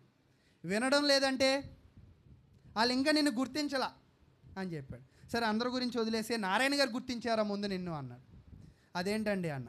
అంటే నారాయణ గారు ఇంకా సంఘంలో కార్యక్రమాలు సేవకుడు పర్యవేక్షణలో చేయాలి, స్వతహాగా చేయకూడదు కదా అన్నారు. అవునా అండి, గుర్తించారండి, ఈ మధ్య కూర్చుంటున్నారు, ఎక్కువ లెగట్లేదండి అన్న. సరే మంచిది. అంటే ఒక సేవకుడిని సేవకుడికి ఎవరు గుర్తించాలంట? సంఘం గుర్తించాలి. పెయ్య కర్రకి పెయ్యికి మధ్యలో ఉన్న తాడును గుర్తిస్తే ఎక్కడ తిరిగిద్ది? చుట్టూ తిరిగి. గుర్తించకపోతే గట్టిగా లాక్కుంది అనుకున్నాం పెయ్య, ఎవరు చచ్చిపోతారు? పెయ్య చచ్చిపో. ఈరోజు సేవకుడికి దూరంగా ఉంటే, సేవకుడికి సంఘమునకు దూరంగా ఉంటే ఎవరికి నష్టం? పెయ్యకే నష్టం. అంటే పెయ్య అంటే ఎవరు? విశ్వాసులు. కాబట్టి ఈ పెయ్యను కట్టడి చేయాల్సిన అవసరం, ఈ పెయ్యను సంఘము చుట్టూ తిప్పే విధముగా బోధించాల్సిన అవసరం, ఈ పెయ్యను విసిగించైనా దాన్ని కడుపు నింపాల్సిన అవసరం ఎవరికి ఉంది? సేవకుడికి. అయితే ఇప్పుడు నేను ఒక ప్రశ్న అడుగుతా. యాకోబు యజమాని ఎవరు? లాబానని నాకు తెలుసు, రిలేషన్ ఏంటి? మావయ్య. ఇప్పుడు లాబానుని యాకోబు మావగా చూస్తున్నాడా, యజమానిగా చూస్తున్నాడా? యజమానిగా. ఇప్పుడు ఒకవేళ ఆయన అడిగాడు, అనిల్ నువ్వు చిన్నప్పటి నుంచి అక్కడే పెరిగావు కదా, నువ్వు డైరీ వేసుకున్న దగ్గర నుంచి వాళ్ళు చూస్తూనే ఉన్నారు, పిల్లోడుగానే చూస్తారు కానీ నేను పెద్దోడుగా సేవకుడుగా చూడరు కదా, మరి వాళ్ళు నిన్ను చూస్తున్నారా అని మళ్ళీ అడిగాడు నన్ను. ఈసారి మిమ్మల్ని పిలుస్తాను, ఎలా చూస్తున్నారో మీరే నాకు చెప్పండి, నాకు తెలియదు కదా అని అన్నా నేను. అయితే ఇప్పుడు ఇంకో ప్రశ్న, నన్ను మీరు సేవకుడుగా చూస్తున్నారా? 3 ఊపారండి కష్టంగా, 5 ఊపారండి, అందరూ నవ్వుతున్నారు. ఓకే. అయితే ఈరోజు వాక్యము చెప్పే ప్రతి ఒక్క వ్యక్తి మాటను ముందు మనం ఏమని భావించాలంటే దేవుని మాటలుగా భావించి, అవి ఎప్పుడైతే దేవుని మాటలుగా భావిస్తావో అప్పుడు నీ యొక్క పని దాసుడుగా నమ్మకముగా యథార్థంగా చేయగలవు. ఎప్పుడైతే నువ్వు యథార్థంగా చేస్తావో నీకు కావాల్సిన సమస్తమును కూడా నీ దగ్గర ఆయన పెడతాడు. ఎప్పుడైతే నువ్వు యథార్థంగా ఉండవో, ఎప్పుడైతే నమ్మకంగా చేయవో, అప్పుడు నీ దగ్గర నీకు కావాల్సినవి ఇవ్వడు. అయితే ఇతను ఎంతకాలం పనిచేశాడు చూడండి, కింద చెప్తున్నాడు. ఎన్నో అధ్యాయం అండి అది? 31వ అధ్యాయము 41వ వచనం చదువుకుందాం. ఇది వరకు నీ ఇంటిలో నేను ఎంతో కష్టపడ్డా. అంటే ఒక దాసుడు ఎంతో కష్టపడ్డాడంట. ఎవరి కోసం? ఒక స్త్రీ కోసం. ఈరోజు దేవుని దీవెనల కోసం నువ్వెంత కష్టపడాలి? తర్వాత చెప్తున్నాడు, ఇది వరకు నీ ఇంటిలో 20 ఏండ్లు ఉంటిని, నీ 2 కుమార్తెల నిమిత్తము 14 ఏండ్లు, నీ మంద నిమిత్తము 6 ఏండ్లు నీకు కొలువు చేసి తిని, అయినను నీవు నా జీతం 10 మార్లు మార్చితివి అని చెప్పాడు. అంటే యాకోబు అంట 20 ఏళ్ళు పనిచేశాడంట. ఎవరి దగ్గర? లాబాను అనే తన మావ దగ్గర. కానీ యజమానిగా భావించి మా మావయ్యే కదా, కాసేపు ఆగి గొర్రెలు తోలుతాను అనుకున్నాడా? అనుకోలా. కాబట్టి ప్రియులారా, ఈరోజు మనము కూడా ఎలా ఉంటున్నాం? మన స్థానిక సంఘంలో మనం ఎంత బాగా పనిచేస్తామో, మన స్థానిక సంఘంలో ఎంత బాగా మనము విశ్వాసంలో కొనసాగుతామో, మనం అంత నమ్మకంగా పనిచేసినట్లు. అయితే పనిచేసిన ఆయనకి 3 లభించాయి. ఏంటవి? ఇంత చెప్పే కదా, ఏ సేలని? ఆషాఢం సేల్లో 2. ఒక భార్యను కొంటే ఇంకొక భార్య. రాహేల కోసం ప్రయత్నం చేస్తే ఒక్కోసారి కూడా చేపలు పట్టినప్పుడు చేప పడిద్ది అంటే పాములు పడుతూ ఉంటాయి, తెలుసా మీకు? అలాగే రాహేల కోసం ప్లాన్ చేస్తే ఎవరు పడ్డారు? లేయా. ఏంటయ్యా ఇదంటే మా ఆచారం కాదు, పెద్ద అమ్మాయికి పెళ్ళి అయ్యాకే రెండో అమ్మాయికి చేస్తాం అన్నాడు. ఆ మొక్క ఎప్పుడు చెప్పాలి? ఆయన ముందు చెప్పాలి. అంటే మోసం చేసే ఒక మేనమామ దగ్గర మోసం చేస్తాడని తెలిసినా కూడా ఇంకెన్నేళ్ళు పని చేశాడు? మళ్ళా యావజ్జీవం చేశాడంట. యావజ్జీవం అంటే ఎన్ని సంవత్సరాలు? 14 చేశాడు. 14 కన్నా ఇంకా ఎక్కువ. ఈ ఇద్దరిని పెంచి పోషించాలంటే 6 ఏళ్ళు. అంటే మొత్తం ఎన్ని సంవత్సరాలు? 20 సంవత్సరాలు. ఎలా పనిచేశాడంట? దాసుడుగా పనిచేశాడు. నాకు ఈయనను చూస్తుంటే ఒక మాట గుర్తొస్తుందన్నమాట. యేసుక్రీస్తు ప్రభువారు కూడా తన యొక్క గొప్పతనాన్ని విడిచిపెట్టి భూమి మీదకి వచ్చిన తర్వాత దైవ స్వభావాన్ని విడిచిపెట్టి దాసుడు రూపాన్ని దాల్చాడని చెప్పారు. యాకోబు కూడా తన తండ్రి దగ్గర ఉంటే అమ్మ ముద్దుల కొడుకు, అన్నయ్య వేటగాడు, చెక్క తెత్తే కూర్చుని తినేవాడు. ఇప్పుడు ఆయన పరిస్థితి ఏంటండి? పని చేయాలండి. అంటే గొప్ప దాన్ని వదిలేసి దేనికి వచ్చాడంట? కష్టపడడానికి వచ్చాడు. అంతే కదా? అంటే యేసు క్రీస్తు వలె దాసుడుగా ఆయన ఏం చేశాడు? పని చేశాడు. ఈరోజు నిజముగా మనం ఎంత గొప్ప వాళ్ళమైనా అవ్వచ్చు. ఎక్కడ? బయట. సంఘానికి వచ్చిన తర్వాత మనం అందరము కూడా ఎవరమంట? దేవునికి దాసులు. కాబట్టి మనము ఎలా ఉన్నా సర్దుకోవాలి, ఎలా ఉన్నా పని చేయాలి, ఎలా ఉన్నా దేవునికి దాసుడుగా జీవించడం అనేది నేర్చుకోవాలి. అలా దాసుడుగా పనిచేశాడు కాబట్టి యాకోబుకు చాలా లాభాలు కలిగాయి. కాబట్టి ఇతనిని ఒకవేళ మనము బైబిల్లో ఒక గుడ్ వర్కర్గా చూడొచ్చు. అంటే ఒకవేళ మంచి దాసుడుగా పోల్చచ్చు. అందుకే మంచి దాసుడు. ఇతను ఏమి పట్టుకురాలా. ఎక్కడి నుంచి వచ్చినప్పుడు? తండ్రి దగ్గర నుంచి వచ్చినప్పుడు ఏం పట్టుకురాలా. తిరిగి వెళ్ళేటప్పుడు ఏం తీసుకెళ్ళాడు తెలుసా? అనేకమైన ఒంటెలను, అనేకమైన గొర్రెలను, అనేకమైన ఆస్తిని, 2 స్త్రీలను, 11 మంది 12 మంది పిల్లలను పట్టుకొని వెళ్ళాడు. ఖాళీ చేతులతో వచ్చాడు. ఏం పట్టుకెళ్ళాడు? చాలా పట్టుకెళ్ళాడు అనేది అక్కడ చెప్తుంది. చూడండి, ఆ విషయాన్ని కూడా నేను తెలియజేస్తాను. 31వ అధ్యాయం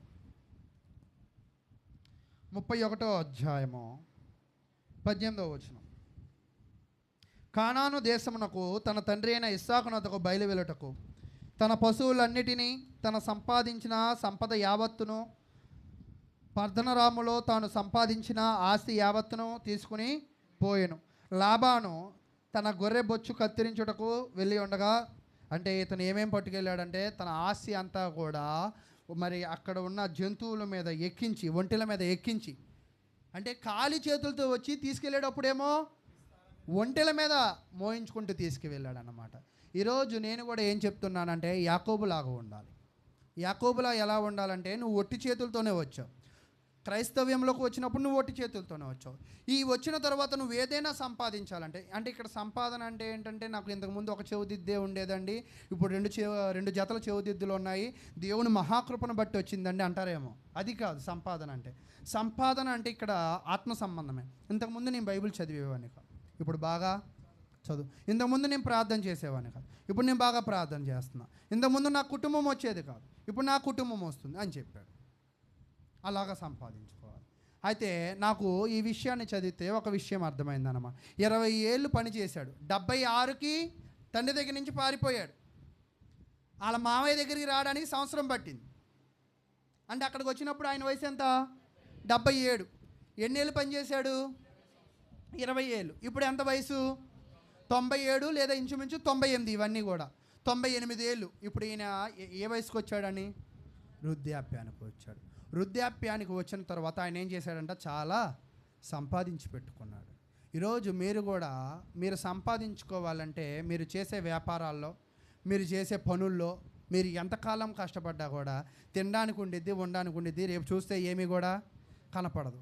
కానీ దేవునిలో ఒకవేళ మీరు కష్టపడి చూడండి, రేపు భావితరాలకు ఇచ్చే విధముగా మీ దగ్గర ఖచ్చితంగా మంచి ప్రవర్తన ఉండిద్ది. ఈరోజు అంటూ ఉంటారన్నమాట, కూర్చుని తింటే కొండలైనా తరుగుతాయి. అంటే మిమ్మల్ని సంపాదించమంది ఎక్కడంటే క్రైస్తవ్యంలో దాసుడుగా ఉండి, ఆర్థికంగా కాదు, ఆత్మీయంగా మంచి లక్షణాలు నేర్పించండి. ఆ మంచి లక్షణాలు ఆ వ్యక్తి ఏం చేస్తాడు? అనేకమైనవి సంపాదించుకునేట్టుగా ఉంటారు. కాబట్టి అందుకే ఒక విషయం చెప్తాడనమాట. మత్తయి సువార్త 5వ అధ్యాయంలో ఏం చెప్తాడు అంటే, భూలోకమును స్వతంత్రించుకుందరు అంటాడు. దేని విషయం? భూలోకమును స్వతంత్రించుకుందరు. సాత్వికులు ధన్యులు ఏం స్వతంత్రించుకుంటారంట? భూలోకము. అంటే ఈరోజు మనమే కానీ మన కుటుంబమే కానీ దేవుని వాక్యము పేరట సాత్వికమును నేర్చుకుని ఒక మంచి దాసుడుగా పనిచేస్తే దేనిని స్వతంత్రించుకోవచ్చు? ఎంత సంపాదించవచ్చు? చాలా సంపాదించవచ్చు. కాబట్టి ప్రియులారా, మీరు మంచి జీవితాలను గణించాలని కోరుకుంటూ ఉన్నాను. అయితే ఇంకొక విషయం చెప్తాను. ఈ భూమి మీదకు వచ్చినప్పుడు నువ్వు తిరిగి నీ రిటర్న్ జర్నీ, మనము కూడా యాకోబులాగే పైనుంచి కిందకు వచ్చాం, మరలా మనం తిరిగి వెళ్ళాలి. ఎక్కడికి వెళ్తాం? పైకి వెళ్తాం. పైకి వెళ్ళినప్పుడు ఒకవేళ నువ్వు సంపాదించుకున్న లిస్ట్ ఏమైనా ఉండిద్దా? మా అమ్మను కాపాడా, మా నాన్నను కాపాడా, ఇలాంటివి ఏమైనా ఉంటాయా? లేదా మా ఇంట్లో బీరువా లేకపోతే బీరువా కొన్నా, మాకు ఇంతకుముందు మడత మంచం ఉండేది, ఇప్పుడు డబల్ కాట్ కొన్నాను, ఇంతకుముందు నాకు వేసుకోవడానికి 5 జతలే ఉండేవి, ఇప్పుడు 10 జతలు ఉన్నాయి, ఇవన్నీ నేను అక్కడికి తీసుకెళ్ళగలను అని అనుకోగలవా? ఏవైనా వస్తాయా? మరి అక్కడికి వచ్చేవి ఏవి ఉన్నాయి? మరి ఆ క్రియలు నువ్వు ఎంత సంపాదించుకున్నావు? నిజముగా ఈరోజు నిజముగా 5 ఏళ్ళు, 10 ఏళ్ళు, 20 ఏళ్ళు, 30 ఏళ్ళు పైబడి వచ్చేవాళ్ళు ఉన్నారా? నిజంగా క్రియల్లో మీరేం సంపాదించారు? ఒకవేళ మిమ్మల్ని ఎవరైనా అడిగితే మీరేం చెప్తారు? అప్పుడు ఎప్పుడో 30 ఏళ్ళ క్రితం ఎలా ఉన్నావో ఇప్పటికీ అలాగే ఉన్నావు. ఏ విషయంలో? ప్రవర్తన విషయంలో. అప్పుడెప్పుడో 10 ఏళ్ళకి ఎలా మాట్లాడావో ఇప్పటికీ అలాగే మాట్లాడు. ఇంకేం మారావు? మనం ఏం మారాం? కాబట్టి ప్రియులారా, మన మార్పును ఎవరు కోరుకుంటున్నారు? మన మార్పు ఎప్పుడు వచ్చిద్దంటే దాసుడుగా ఉన్నప్పుడు. మన మార్పు ఎప్పుడు వచ్చిద్దంటే మన యజమానిని గుర్తించినప్పుడు. మన మార్పు ఎప్పుడు వచ్చిద్దంటే మన యజమాని మాటలకు లోబడినప్పుడు. కాబట్టి ప్రియులారా, మీ జీవితాలు మారాయా, మారలేదా? చూడండి. ఒకవేళ మారకపోతే మేమేం చేయాలండి అని ఒకవేళ అడిగినట్లయితే యోషియా గ్రంథంలో చెప్తున్నాడు తన ప్రజలకు, మీరు ఎవ్వరూ మారలా, మీరెవరు దాసులుగా లేరు, మీరెవరు మంచిగా లేరు, కాబట్టి మీరేం చేయాలంటే అక్కడ చెప్తున్నాడు. చూడండి 12వ వచనం, నీతి ఫలించినట్లు మీరు విత్తనము వేయుడి, ప్రేమయను కోత మీరు కోయుడి, యెహోవాను వెదుకుటకును ఇదియే సమయము గనుక ఆయన ప్రత్యక్షమై మీ మీద నీతి వర్షము కురిపించినట్లు ఇది వరకెన్నడును దున్నని బీడు భూమి దున్నుడి. ఇక్కడ ఏం చెప్తున్నాడంటే, తప్పు చేసిన ప్రతి ఒక్కళ్ళు కూడా, వాక్యానికి విరుద్ధంగా ఉన్న ప్రతి ఒక్కళ్ళు కూడా, పెయ్యల్లాగా లేని ప్రతి ఒక్కళ్ళు కూడా మీరేం చేయాలంటే పశ్చాత్తాపడి ఇకనైనా కూడా మీరేం విత్తండి? నీతి విత్తండి. మీరు ఒకవేళ మారి నీతి విత్తినట్లయితే దేవుడు మిమ్మల్ని ఏం చేస్తాడో తెలుసా? ఆశీర్వదించేవాడిగాను మీ జీవితాన్ని లాభదాయకంగా ఉంచుతాడని దేవుడు వాక్యం అయితే తెలియజేస్తూ ఉంది. ఆయన అక్కడ ఒక విషయం చెప్తున్నాడు అనమాట. ఒక వ్యక్తి పశ్చాత్తాపపడి నీతి విత్తితే ఆయన ఏం చేస్తాడంట? వర్షమును కురిపిస్తాడంట. అదేంటి ఇక్కడ మీకు అర్థం కావాల్సిన విషయం ఏంటంటే దానికి కింద పరమార్థం చెప్తున్నాడు అనమాట. దున్నని బీడు భూమి దున్నుడి. మీ హృదయాన్ని మీరు ఇప్పటిదాకా దున్నుకోలా. అయితే మీకు ఇప్పుడు వాక్యం అర్థమైంది. మీరు వాక్యాన్ని గ్రహించారు, మీరు దాసులని గ్రహించారు. ఇప్పుడు మీరేం దున్నుకోవాలంటే మీ హృదయాన్ని దున్నుకోవాలి. మీరు ఎప్పుడైతే మీ హృదయాన్ని దున్నుకుంటారో, ఈ హృదయము దున్నిన తర్వాత, దున్నక ముందు ఎలా ఉంది? బీడు భూమిగా ఉంది. దున్నిన తర్వాత ఎలా ఉండిద్ది అంటే మంచి భూమి అయింది. దున్నిన తర్వాత మంచి భూమి అవ్వాలంటే ఆ భూమికి ఏం అవసరమో తెలుసా? నీళ్ళు అవసరం. అప్పుడు ఆయన ఏం చెప్తా అంటున్నాడంటే, వర్షాన్ని మీరు దున్నండి, వర్షాన్ని ఎవరిస్తారు? నేనిస్తా. ఎప్పుడైనా కూడా మీ ఆలోచనలు మార్చుకోవాలి, మీ ప్రవర్తన మార్చుకోవాలని పశ్చాత్తాపడి దేవుని ఎదుట మీరు మార్చుకుంటే సహాయం ఎవరు చేస్తారంట? దేవుడే చేస్తాడు. అయితే అక్కడ చెప్తున్నాడు, నేను సహాయం చేస్తాను, ప్రేమతో మీరేం చేస్తారో తెలుసా? కోత కోస్తారు. అయితే మరి మీరు దున్నేటప్పుడు ఏది వెతుక్కుంటూ దున్నాలో తెలుసా? అక్కడ చెప్తున్నాడు అది కూడా, యెహోవాను వెతుకుటకు. దున్నేటప్పుడు ఎలా దున్నాలో తెలుసా? ఈరోజు మన అందరము కూడా దేవుని సంఘానికి వస్తూ ఏం వెతుకుతున్నాము అంటే, ఇల్లు లేని వాళ్ళు ఇల్లు, ఆరోగ్యము లేని వారు ఆరోగ్యము, పిల్లలు లేని వాళ్ళు పిల్లలు, ఉద్యోగం లేని వాళ్ళు ఉద్యోగాలు, ఇవి వెతుక్కుంటూ వస్తున్నాం. కాబట్టి మన భూములు ఎలా ఉండిపోయాయి? బీడు భూముల్లా ఉండిపోయి. నీ భూమి నువ్వు దున్నుతూ ఎవరిని చూడాలంటే దేవునిని చూస్తూ, నీతి క్రియలను విత్తుతూ, మరి వర్షమును ఆశిస్తూ మంచి క్రియలను కోసేవాడిగా అలా దున్నాలి. అలా ఎప్పుడైతే దున్నుతావో అప్పుడు ఇందాక మనం చెప్పుకున్న పెయ్యలా నీ జీవితం ఉంటుంది. కాబట్టి ప్రియులారా, మీ జీవితాలు ఎలా ఉంటున్నాయి? మంచి పేయల వలె ఉంటున్నాయా? మంచి రైతు వలె ఉంటున్నాయా? రైతు ఏం చేస్తాడంటే దున్నిన తర్వాత, విత్తిన తర్వాత నిరీక్షిస్తూ ఉంటాడు, వర్షం ఎప్పుడు పడిద్ది. వర్షం పడకపోతే బోరు వేసుకోవాలి, లేదా దానికి దారి త్రవ్వి మరి ఆ నీళ్లను ఆ పంటకి పంపించాలని.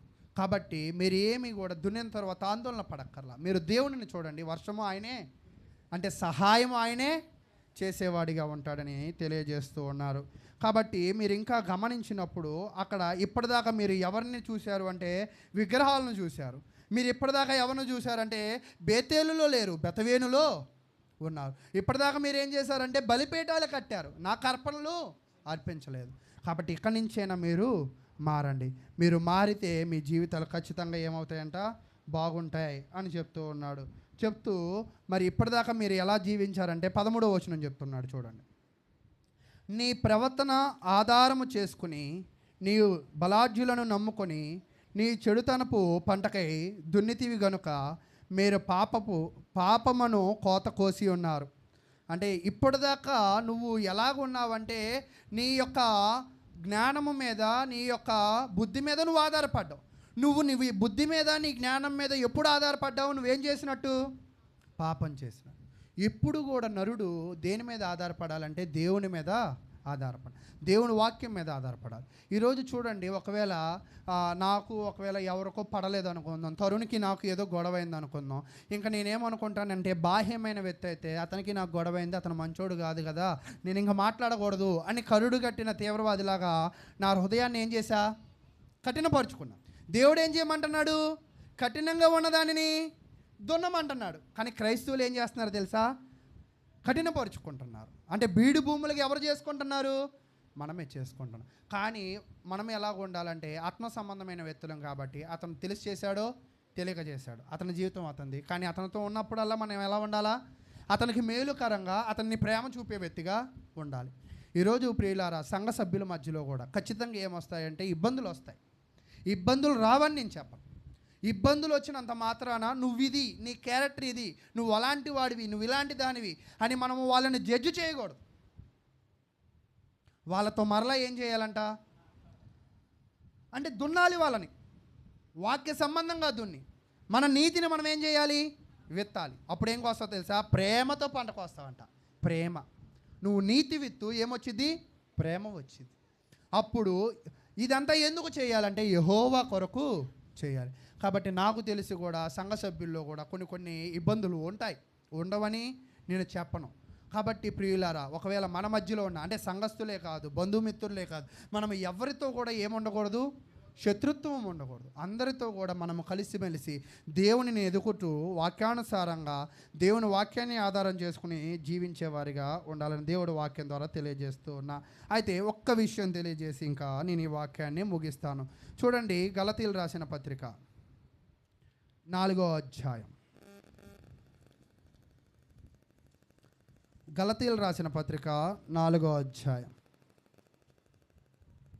4వ అధ్యాయము 28వ వచనం. నేను చదివిన తర్వాత మీ అందరిని ఒక ప్రశ్న అడుగుతా, కాబట్టి క్షుణ్ణంగా చూడండి దాన్ని.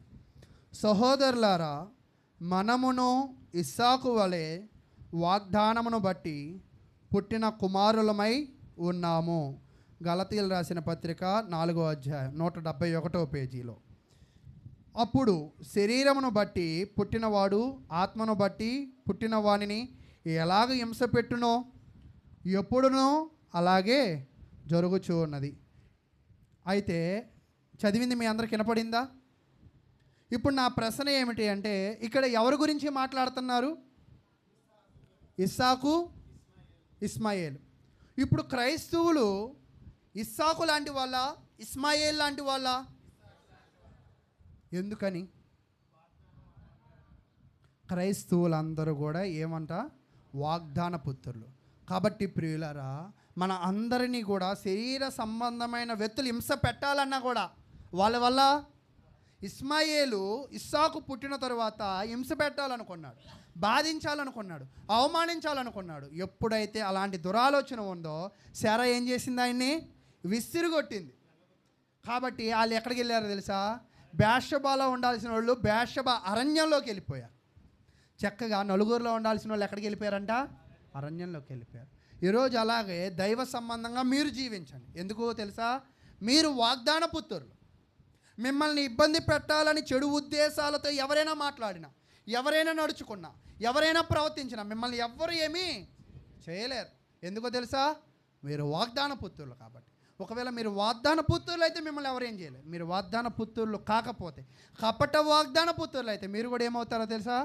బాధింపబడేవారిగా ఉంటారు. కాబట్టి క్రైస్తవులు ఈరోజు వాగ్దాన పుత్రులుగానే జీవిస్తున్నారా, లేదా వాగ్దాన పుత్రులుగా కాకుండా జీవిస్తున్నారా అనేది పరిశీలన చేయండి. కాబట్టి ఈ ఆత్మ సంబంధమైన జీవితంలో మనం జీవించినంత కాలంలో నిజముగా యాకోబు దాసుడుగా ఉన్నప్పుడు ఆ 20 ఏళ్ళు ఆ మనిషి ఎలా కష్టపడ్డాడో, పగటికి ఎండ, రాత్రికి మంచు, చక్కగా గొడ్డులాగా కష్టపడ్డాడు. ఆ గొడ్డులాగా కష్టపడి చాలా సంపాదించాడు. ఈరోజు నిజంగా నువ్వు కూడా గొడ్డులా కష్టపడుతున్నావు. ఎక్కడ? దేవునిలో కాదు, లోకంలో. నువ్వు అలా గొడ్డులాగా ఎంత కష్టపడు, నీకేం మిగిలిద్దో తెలుసా? గొడ్డు తప్ప ఏం మిగలదు. కాబట్టి నువ్వు లోకంలో కష్టపడితే నువ్వేమీ కూడా సంపాదించుకోలేవు. నువ్వు దేవునిలో కష్టపడి చూడు, ఖచ్చితంగా ఆయన ఏం చేస్తాడో తెలుసా? బీడు భూములను సాగు భూములుగా చేసే దేవుడు, ఎండిన నేలను వర్షం ద్వారా తడిపే దేవుడు, ప్రేమతో పంట కోయడానికి మనకు అవకాశం ఇచ్చే దేవుడు. కాబట్టి ఆయన నమ్ముకొని నీ లోకంలో, ఈ చుట్టుపక్కల, ఈ సమాజంలో, ఈ సంఘంలో ఎవరు ఎలా ఉన్నా కూడా నువ్వెవరి చుట్టూ తిరగాలి తెలుసా? సంఘము చుట్టూ. సంఘంలో దేవుని. చాలామంది సంఘములో నుంచి బయట నుంచి వెలుపలికి వెళ్ళిపోతారు. వెలుపలికి అంటే బయటికి. ఎందుకు వెళ్ళిపోయావంటే, నేను అక్కడ అలిగాను, నాకు ఇక్కడ ఇవ్వలేదు, నాకు అది జరగలేదు అని చెప్తూ ఉంటారు. సంఘము అనేది వ్యక్తిదా, దేవునిదా? నా ప్రశ్న మీకు అర్థమైందా? సంఘం అనేది వ్యక్తిదా, దేవునిదా? దేవునిది అన్నప్పుడు నువ్వు మనుషుల మీద అలిగావు అంటే నువ్వు స్వార్థపు ప్రియుడవా, లేదా నమ్మకమైన వ్యక్తివా? ఈరోజు అతను దాసుడుగా ఉన్నప్పుడు, అయ్యో నాకు పగలు ఎండ దెబ్బ తగులుతుంది, రాత్రి వెన్నెల దెబ్బ తగులుతుంది, నేను గొర్రెలు కాయలేను, నీకు ఎలాగో 2 పిల్లలే కదా, నీ పిల్లని ఇస్తావా ఇవ్వవా అని లాభాన్ని అడిగాడా? కష్టపడ్డాడు. అలాగే మన చుట్టూ ఎలాంటి పరిస్థితులు ఉన్నా చాలామంది సంఘాన్ని విడిచిపోయి వెళ్ళిపోతారు. అలా సంఘాన్ని విడిచి వెళ్ళిపోయిన వాళ్ళు ఖచ్చితంగా 100కి 100 వాళ్ళు ఏమవ్వలేరో తెలుసా? అభివృద్ధి చెందలేరు. కాబట్టి ప్రియులారా, మీ జీవితంలో ఎన్నడెన్నడు మీరు ఈ ప్రాంతంలో ఉంటే ఇక్కడికి వెళ్ళండి, వేరే ప్రాంతపు వాళ్ళు అయితే ఆ ప్రాంతంలో ఉన్న క్రీస్తు సంఘంలోకి వెళ్ళి వాక్యాన్ని నేర్చుకుంటూ అనుదినము కూడా మీ ఆత్మ సంబంధమైన జీవితాన్ని పెంపొందించుకుంటూ దేవునిలో మీరు ఎదుగుతూ ఉన్నంతకాలం మీ ఆహారాన్ని మీ కాళ్ళ దగ్గరే దేవుడు, మీ ఎదుగుదలను మీ కాళ్ళ దగ్గరే దేవుడు, మీ యొక్క గొప్పతనాన్ని మీ కాళ్ళ దగ్గరే ఉంచుతాడు. కాబట్టి అందుకే దేవుడు ఒక వాక్యం చెప్తాడు అనమాట, దేవుని నమ్ముకున్న వాడిని ఎలా ఉంచాడంట, తోకగా ఉంచను తలగానే ఉంచుతాడు. ఎవరైతే దాసుడు అయితే దాసుడు ఎప్పుడు తల ఎగరేస్తాడా, తల కిందకు ఉంచుతాడా? తల కిందకు ఉంచిన ప్రతి దాసుడు కాళ్ళ కింద ఏముంచుతాడు దేవుడు? ఆశీర్వాదం. తల ఎగరేసిన వాడికి కింద ఏముందో కూడా అర్థం కాదు. ఈరోజు క్రైస్తవులు కూడా ఎలా ఉన్నారంటే మాటల్లో తల ఎగరేస్తున్నారు, ప్రవర్తనలో తల ఎగరేస్తున్నారు, స్వభావాల్లో తల ఎగరేస్తున్నారు. తల ఎగరేసినంత కాలం నువ్వు కూడా ఏం పొందుకోలేవు తెలుసా? నీ ఆశీర్వాదాలు పొందుకో. కాబట్టి అందుకే దేవుడు వాక్యం చెప్తుందన్నమాట, తన్ను తాను తగ్గించుకున్నవాడు తగ్గించుకున్నవాడు ఎప్పుడు ఎక్కడ చూస్తాడు? అందుకే అంటాడనమాట, అతను రొమ్ములు కొట్టుకుంటూ తను కిందకు చూశాడంట. అప్పుడు దేవుడు ఏం చేశాడు తెలుసా? ఆ సుంకరి యొక్క పాపమును క్షమించి ఆయన యొక్క మొరను ఆలకించి. సుంకరి పాపాత్ముడే, కానీ పాపమును తెలుసుకుని దాసుడుగా జీవించాలని ఎవరు అనుకుంటారో వాళ్ళని దేవుడు. కాబట్టి మీ జీవితాల్లో నిజంగా నేనేమి సంపూర్ణ అని చెప్పను, నేనేమి గొప్ప దైవ సంబోధకుడుగా నేను చెప్పను. నాలో బలహీనతలు నాకుంటాయి, మీ బలహీనతలు మీకుంటాయి. మనం బలహీనతలను చూడకూడదు, బలహీనతలను దూరపరుచుకోవాలని దేవుణ్ణి చూసుకుంటూ, దేవునిలో చాలామంది మనుషుల్ని చూస్తారు, బలహీనతలు చూస్తారు. మనం బలహీనతను చూడవు. ఎవరిని చూడాలి తెలుసా? దేవుణ్ణి మాత్రమే చూడాలి, దేవుణ్ణి మాత్రమే చూడాలి. అందుకే దేవుణ్ణి మాత్రమే చూడాలి. కాబట్టి కోపపడుడు కానీ సూర్యాస్తమయం దాన్ని ఏం చేయాలంట? మర్చిపోవాలి వెంటనే. ఒక్కరోజు కన్నా ఎక్కువ ఉంచుకోకూడదు. అంతకన్నా ఎక్కువ ఉంచుకున్నావంటే నువ్వు దేవుని దీవెనలు పొందుకోలేవు. నీ ప్రవర్తన ఎవరిని ఆధారం చేసుకున్నావు? కాబట్టి ప్రియులారా, ఒక్కోసారి వాక్యాన్ని వింటూ ఉంటే సిగ్గేస్తూ ఉంటుంది అన్నమాట. నిజంగా ఇంత దేవుడు ఇంత చెప్తున్నాడే, మనం ఏం చేయలేకపోతున్నాం. నిజంగా మీరు ఆలోచన చేయండి. చెప్పుచున్న వాక్యంలో ఒకవేళ 25% మనం పాటించగలుగుతున్నామా? నిజంగా చాలా బాధేస్తూ ఉంటుంది అనమాట. ఫంక్షన్లకు మానేస్తాం, చావులకు మానేస్తాం, పుట్టినరోజులకు మానేస్తాం. ఒకవేళ పొద్దున్న నీళ్ళు లేకపోతే 10ంటికి నీళ్ళు వస్తే కుళాయిలో నీళ్లు పట్టుకోవడానికి మానేస్తాం, చేపలు వస్తే చేపలు, కోళ్ళు కాల్చడానికి. ఏంటి మానడానికి ఎన్ని ఎత్తుక్కోవాల్సింది దేనికి? మానడానికి కాదు, రావడానికి. కాబట్టి ప్రియులారా, పదే చెప్పేది కాదు, పదే నా నోట్లో చెప్పబడుతుందంటే మీరు వినట్లేదు కాబట్టి చెప్తా. కాబట్టి వచ్చిన వాళ్ళు వచ్చినట్టు క్రమంగా కూర్చోండి. మొదటిది, వచ్చిన వాళ్ళు సమయానికి రండి. రెండోది, ముసలి వాళ్ళు చివర కూర్చోండి. పిల్లలు కలిగిన తల్లిదండ్రులు చివర కూర్చోండి, ఎందుకంటే పద్దగా లెగడానికి అవకాశం ఉంటుంది. కాబట్టి పదే చెప్తున్నానని మీరు బాధపడద్దు. దయచేసి ప్రతి ఒక్కళ్ళు దైవికంగా అనుదినము